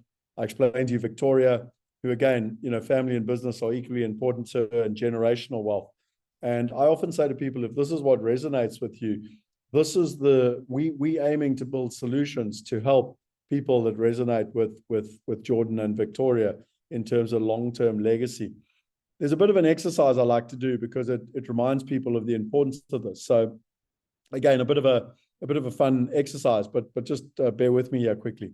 If I was to ask you an extremely direct question, and you went to see a doctor today, and that doctor said you had a serious medical condition, and you basically had to lose 10 to 15 kilos as quickly as possible, like it was literally detrimental to your health. Now, again, I hope this never happens, but I want to illustrate an important point. If that doctor sat you down today and said, right, you have to lose 10 to 15 kilos no matter what, but you've got two options. One, you can go and do a home study course. You can go and kind of buy it online, et cetera, et cetera. Or two, you've got a coach that's going to turn up on your doorstep at 5 a.m. every morning. Which one would you do if it was literally life and death for you? And, just type it in the chat box. Let me know what you think, basically. Certainly from my experience, and when I look at it, and when people kind of, having done this for a long time, I think we can all agree that the coach would be the one that's going to help you get the result. We've got wealth going. You can literally go and do it. And if you want access to the right partners, we've got Asset Mastery. And we've proven for over 2 decades that it actually works. But we wanted to find an even more effective option for people. And we found that a coach, someone that can hold your hand, is a much more effective way to be able to get that wealth system that you want and to build your portfolio. The challenge is how do you do it at a cost-effective manner? And, we consistently ask ourselves this question, even at this Enneagram level. Bianca and I were asking this question because currently the systems are kind of one-to-one. And it's like, well, hang on, that works at a one-to-one level, but how do we scale that? How do we offer it to everybody so that everybody has access to it? And in simple terms, you use technology. Just like Uber did for taxis, or Airbnb did for hotels, or Netflix did for Blockbuster, you do it by using technology to scale. And we spent over 20 years in this space. I've been on multiple coaching programs and many masterminds, and with thousands of our investors giving us feedback, we were like, right, we've got to find a personalized way using technology to enable people to come up with their own plans and ultimately to invest, because the current space is actually broken. And so we decided to fix it. And we first built the 2 home study courses. So again, Wealth Going Global being the right information, and then Asset Mastery being the right partners. Now, according to Harvard, you're going to be 400% better off if you have a coach than if you just try it on your own. Think about the best players out there. It could be Serena Williams or Tiger Woods. It could be Manchester United or the Springboks. The bottom line is the best people in sport, in business, and in life all have coaches to get ahead. And the question is, do you? And I've always been battling to understand and explain this to people until I actually found this video. Because not only is coaching effective, but I've been part of Mastermind since 2011, and I found them extremely effective for myself. And when I found this video, it finally explained to me why they were so much more effective. Now, this is extremely predictable. There's tons of research around it. Humans change 5 times faster in groups than they do with a one-on-one coach, consultant, or therapist in that case. Wow. So I started looking back at business models and people who had done this effectively over the generations. Masterminds aren't new, folks. They're not new at all. People have been doing this for thousands of years. And when you put a collection of people together who are all committed, all driven, and all so want to make the right changes happen, and you give them a leader to follow who's willing to get in the trenches with them, all of a sudden you start finding real, rapid life or business transformation. So, just quickly there, you'll change 5 times faster in groups than you will with a one-to-one coach or consultant. If you get a collection of people who are committed, all driven, and so want to make the right changes happen, and you give them a leader to follow who's willing to get in the trenches with them, all of a sudden you start finding real, rapid life and business transformation. And so the question I have for people is, do you want to leave your comfort zone? You're sitting here in your comfort zone, and our job is to take people to where magic happens. That's what we try and focus on. And that's why we created the Mastermind. The whole idea behind the Mastermind was diversification and creating globally diversified passive income. So that sits at the middle, and we diversify across countries, currencies, assets, partners, and time. We work with the Calio team in a rhythm on a monthly basis to get an understanding around the financials, what's happening in the markets, what do we need to know, the different investments, the different assets, the different partners, and ultimately the investment. You're going to get access to Wealth Going Global included, which is where there's modules on how to find the top 5 countries, how to find the top 5 currencies, how to choose the top 15 assets, how to find the right partners, how to build a wealth plan over time. And also you've got access to asset mastery. So you not only learn about all the different asset classes, but you also meet partners from around the world that have extensive experience and track record in each one of these asset classes and who is actually delivering. So that's why we say to people, right information and right partners. And then recently, literally as recently as the last month, why we got so excited was the work that Bianca and Karen are doing in terms of marrying together this Enneagram and wealth. For us, it became this whole journey. And that's why the PDF that I shared with you becomes so important, because we were like, well, it's absolutely critical that people get to know thyself so that we can help them make better investment decisions for themselves. At a mastermind level, we had 2 choices. You know, a typical mastermind in America or England is generally about $50,000 a year. We didn't want to go anywhere near that. And the reason being is that we want people to have capital to be able to invest. Our job is to help people get globally diversified passive income. You know, again, a lot of people in England are at least $25,000. I've paid both $50,000 and $25,000 to be part of a mastermind for a year. We're not charging that either. Even $10,000. You know, just yesterday, one of my business coaches was like, Scott, this is ridiculous.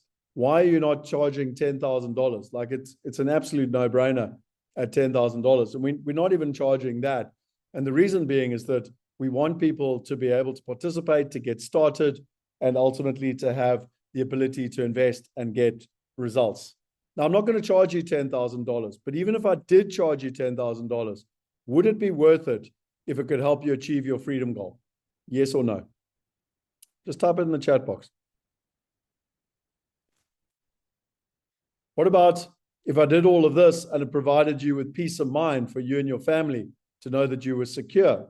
Would it be worth 10,000?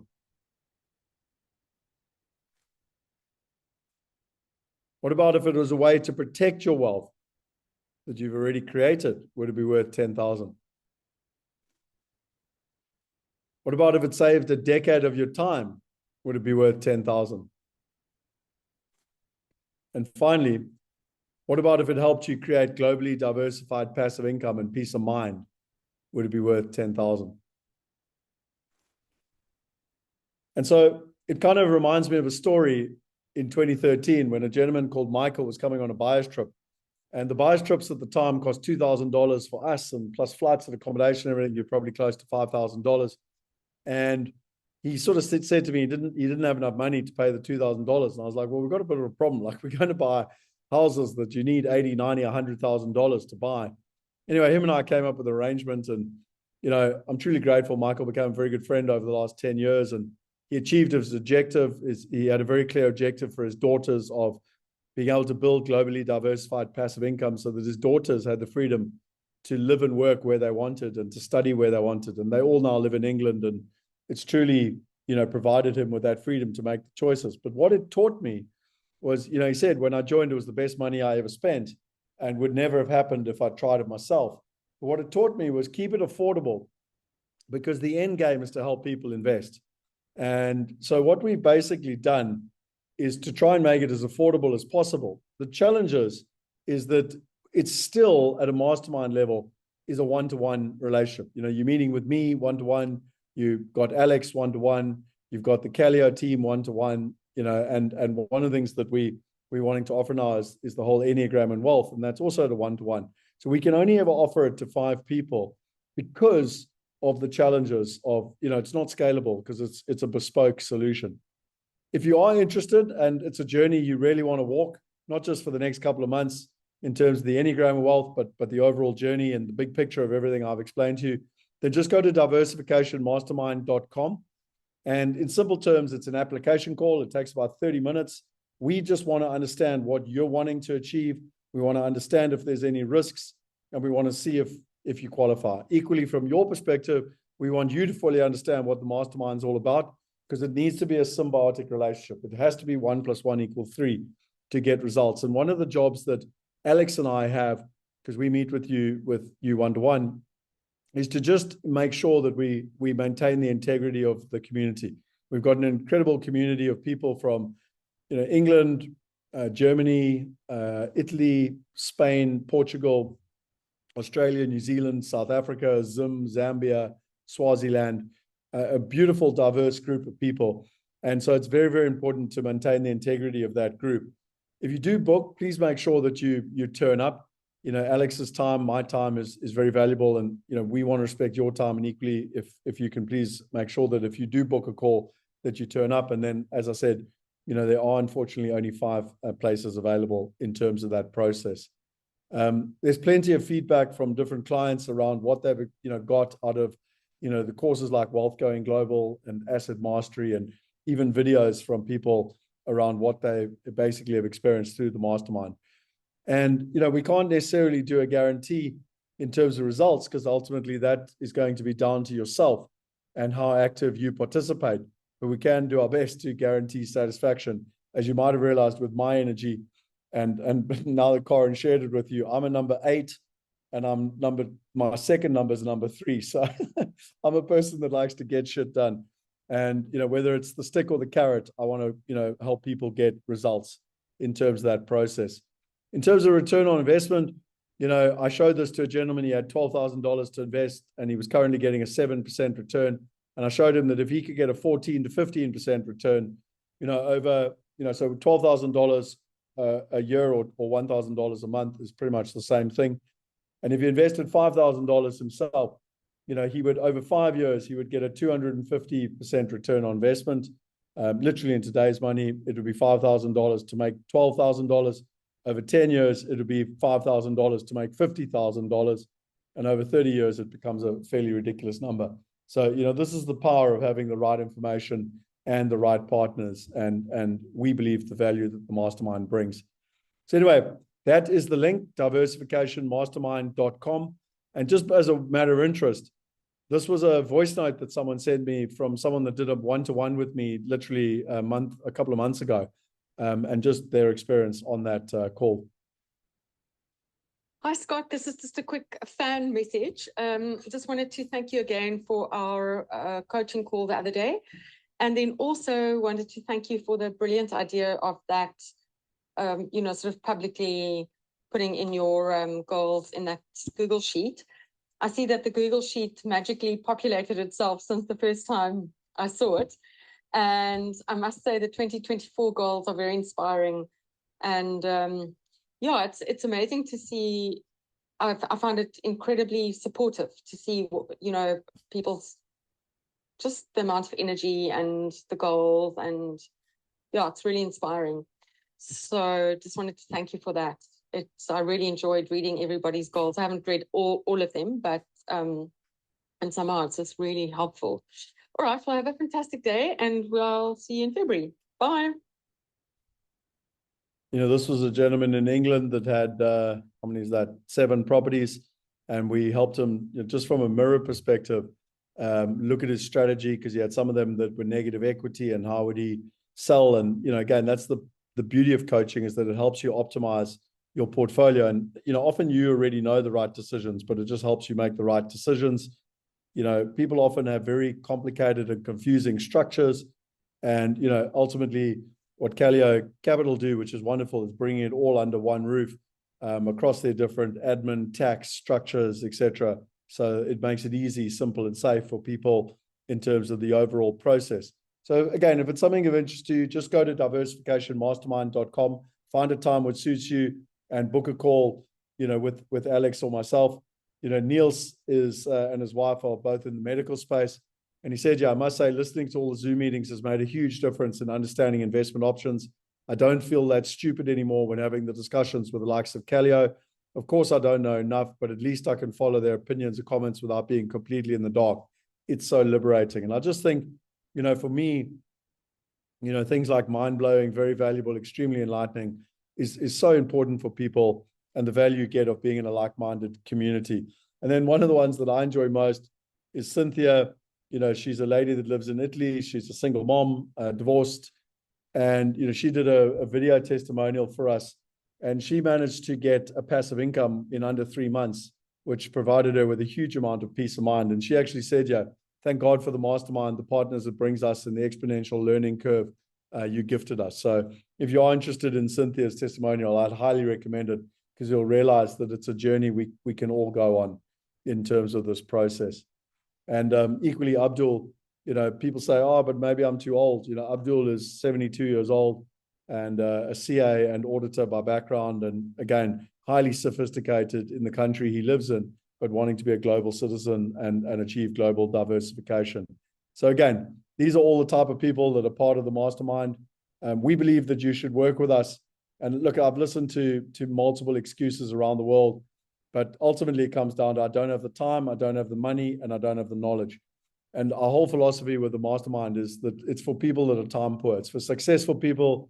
They're running their own businesses, they're in high corporate jobs, and they need to be able to get the information as condensed as possible to be able to make the right decisions. Again, getting access to the knowledge and the partners, I don't know how to do it better for you in terms of all in one place. And then finally, I don't have the money. Alex had one client and he said, I'm not sure if I qualify. I've got about $6 million.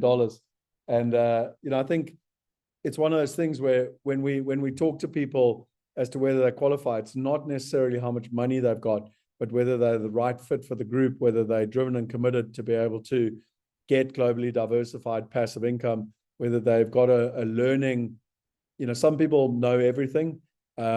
We want people that are want to learn and are coachable and can grow together and add value and receive value. So, those are the type of things we're looking for in terms of the overall process. But finally, why we think you should work with us, we're not aware of one solution anywhere in the world where it's been brought together, ourselves, a family office, and it's all about global diversification all in one place. I'm not telling you to do stuff I haven't done. I spent $14,000 to be part of Singularity University for a year, $25,000 to be part of Roger Hamilton's Entrepreneur Network, $40,000 to be part of Mavericks, which helped me go to Necker Island with Richard Branson, and $50,000 to be part of Tony Robbins' Business Mastery, and that was me in Fiji when I did it. So if you're interested in wealth protection, plan B, peace of mind, diversification, freedom, global citizen, empower your children, immigration, or even just to live a life unlimited, why not join 4,000 other investors? And I'm super, super excited by what Bianca and Corin are bringing, because it's a whole component that we've never had before, which is that whole knowing thyself, the personality test. Who are you? What are the right decisions that you make? Why do you make those decisions? How do they impact your decisions? What are your positives and your negatives? And but at the end of the day, we're here to help people get globally diversified passive income, to diversify across countries, currencies, assets, partners, and time. And our job is to bring all the different partners to help people achieve that results. So just a couple of bonuses for being part of the mastermind. You get priority access to myself and Alex and the team. You get priority access to tax and currency partners, asset class mastery, wealth going global, the Clem Santa Masterclass, 12 months Wealth Hackers subscription, the best immigration agents. You'll get access to the wealth weekends. There is an additional cost if you want to come on the weekend. But the point is, it's only for mastermind members. You'll get first access if and when we do buyers trips, and also something that we are looking to bring on and is something that the current mastermind members are doing, is this whole journey that Bianca has spoken to you tonight about the Enneagram and wealth. And I want to finish with a bit of tough love, and I'm going to put it all up on the screen for you. At the end of the day, this happens to Alex and I all the time. People are like, this makes perfect sense to me. I've been trying to get results for, years, sometimes decades. I've gone to see my financial advisor. It's not working for me. And they're like, right, this is the solution. And then they go and talk to their mother, their brother, their aunt, their cousin, their estate agent, their bank. And they go, oh, maybe you shouldn't do this. And it was a really interesting piece that Shane found a little while ago. But, ultimately people are always going to tell you why not to do something. They believe that it's in your best interest, but actually it's based on how they feel. and their emotions. And the bottom line is they also want you to be safe. They want you to lower your expectations. And my kind of philosophy is, if what you're doing at the moment is working, then stick with it. But if it's not working and you're looking for a solution and you're here, nearly 2 hours, after being on this webinar, then the chances are that you really are looking for a solution and doing something different. And if that's the case, you then need to change your actions. You need to prove them wrong, and you need to stick to your intuition and actually do it. So we call it MIA, massive imperfect action. This is your life. Nobody's coming to save you, and you got this. So, that's just my kind of little bit of personal coaching there. And equally, we did a webinar with James Painter a couple of weeks ago, and he basically said more information equals better results, and that's rubbish. Actually, you tend to get the more and more information, you eventually get into analysis paralysis. Rubbish in, rubbish out, multiple opinions creates confusion and indecision. Information after the fact doesn't help. So it's about getting the right information and having access to the right partners to be able to make the right decisions. If it's something of interest to you, literally go to diversificationmastermind.com, and then you will, go and find a time that suits you in terms of, a one-to-one call. And yeah, from my perspective, Bianca, I deeply appreciate you sharing tonight what this is all about. I do look forward to going deeper, particularly at the mastermind level, but even for the general community in the next masterclass. If people are, not sure what to do, then just go to your Next Steps Navigator, where you can literally go to wealthuniversity.org/next, and it'll help you through that journey. I remind you of our next challenge, which is at the end of July, if you want to sign up for that. And we've got our next masterclass, which is next Tuesday. So this will be our 4th masterclass in the series in terms of this journey that we're on. And this is all about global capital markets. So you got 4 authorities, 4 continents, multiple asset classes, and come and learn from what they're doing. These aren't lecturers. These are people that are investing tens and hundreds of millions of dollars. And in conclusion, if you want to go fast, go alone. If you want to go far, go together. I want to thank you very much for your time. I will go and just see if there's any Q&As. I think, back to that African proverb and what's so important with it is that, particularly when I sat there, and I know I started with the story this evening with Bianca and Anthony, when I realized that they were effectively doing, this Enneagram and wealth they were doing for their family office clients. And I was like, well, hang on, we should be doing that for our mastermind clients. And again, Garth always says the top 1% can pay and get access. They can pay for the knowledge and get access to the opportunities that no one else can. Why don't we make it available, to everyone else? And it's the same here with the Enneagram and wealth. There's like this hidden treasure of 5,000 years worth of understanding that's never been married. And I've Google searched it, trust me, that's never been married together with the wealth space. And it's just the perfect fit, bringing it all together. And so I'm deeply appreciate, Bianca and Karen sharing it with our community. And I'm really, really excited about the journey we're going on to help people make better decisions for themselves and their families. So yeah, that's my conclusion. And that's why I like that proverb, that African proverb. If you want to go fast, go alone, go do the test on your own if you want. But if you want to go far, go together. And our invitation is for you to come together in terms of this process. Let me see quickly if there's anything in the chat box that I haven't answered.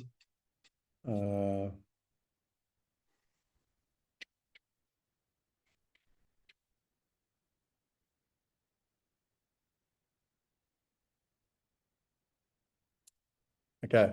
Yeah, I'm sorry for the technology upsets. I don't even know what happened. What happened, Alex? My power supply broke. Yeah, beautiful. My concern with the Enneagram is that many on YouTube are claiming that is demonic origins. Claudia Narango, who came up with the 9 personality types, got it by automatic writing where he was channeling a spirit. It's an interesting one. Bianca, I'm not sure if okay.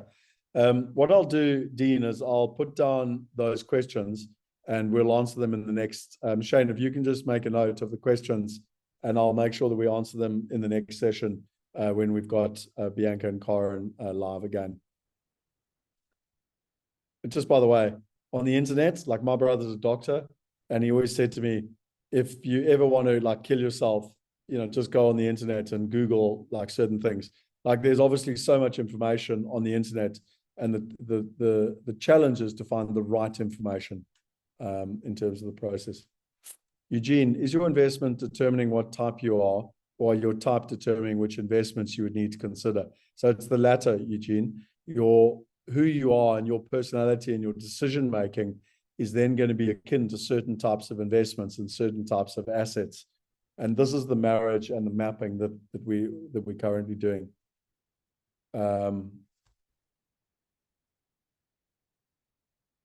Okay, very interesting. Coach. Yeah, okay, so Garth answered that. Thank you, Garth. Thanks so much, Scott, Shane, Bianca, and Alex, and the other team. No problem.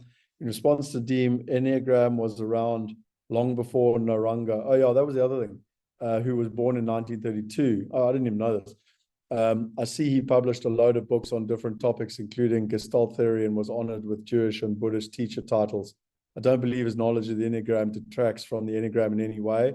I've read a lot about the Enneagram and have never heard of him. He's not central. Well, in simple terms, the Enneagram is over 5,000 years old, and it's older than religion itself.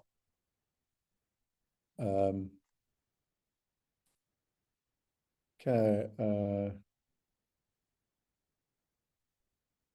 Okay, so Bianca's put in her details.